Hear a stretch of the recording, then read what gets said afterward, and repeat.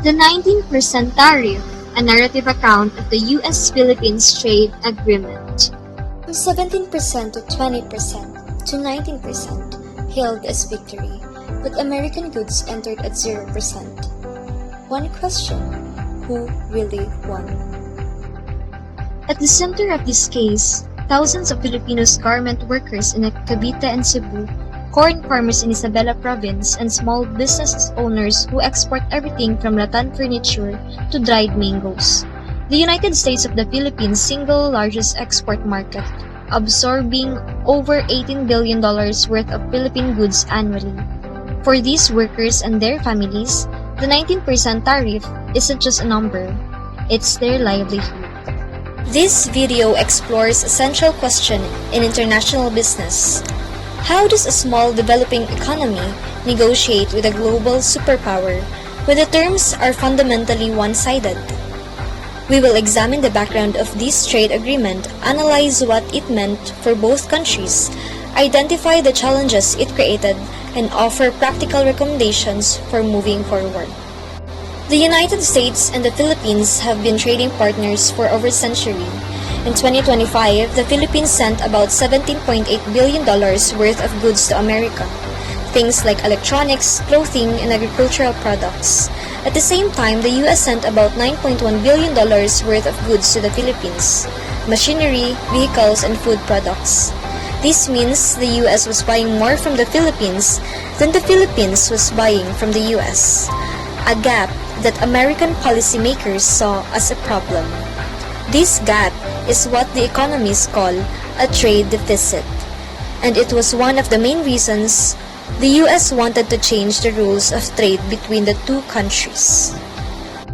In April 2025, the Trump administration announced reciprocal tariffs, taxes on imports targeting dozens of countries. The Philippines faced 70%, then 20%.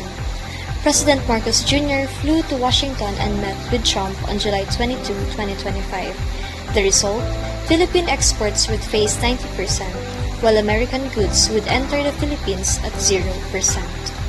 This was deeply one-sided. Philippine products became more expensive for Americans. American cars, wheat, and medicines became cheaper for Filipinos. This asymmetrical agreement favored the US heavily.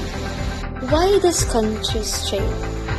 Countries trade because they're good at different things. The Philippines makes clothing, shoes, and electronics with lower labor costs. The US makes cars, high-tech equipments, and advanced agricultural products.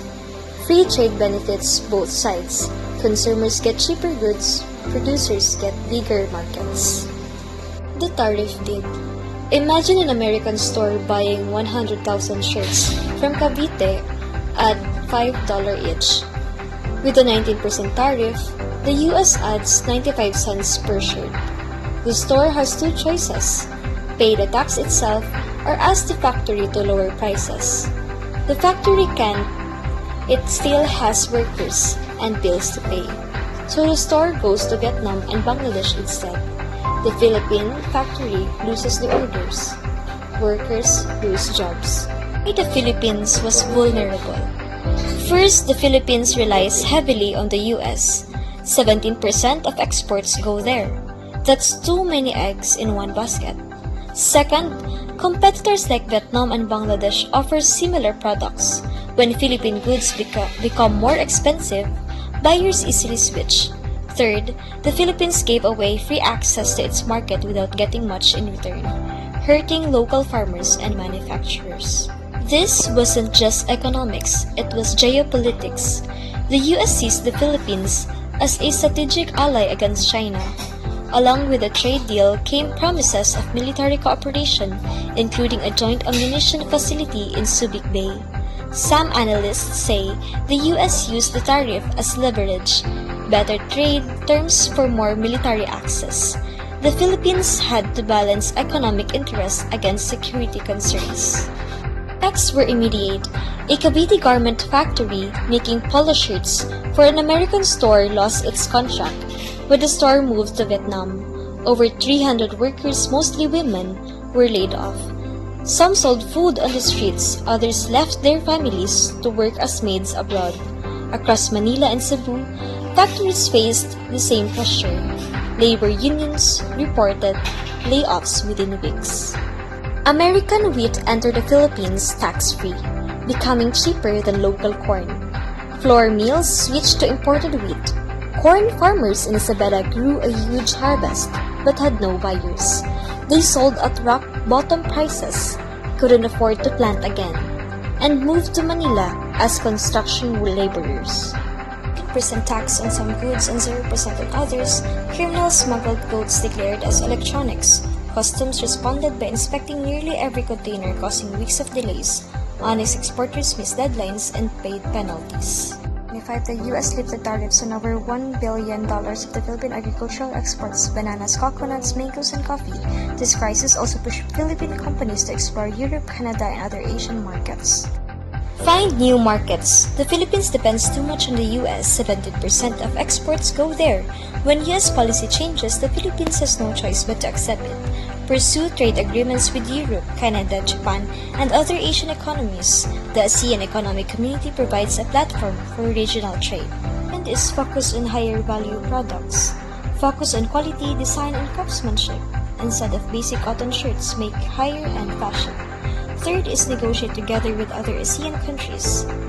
There is strength in numbers, and this is how the European Union negotiates as a group.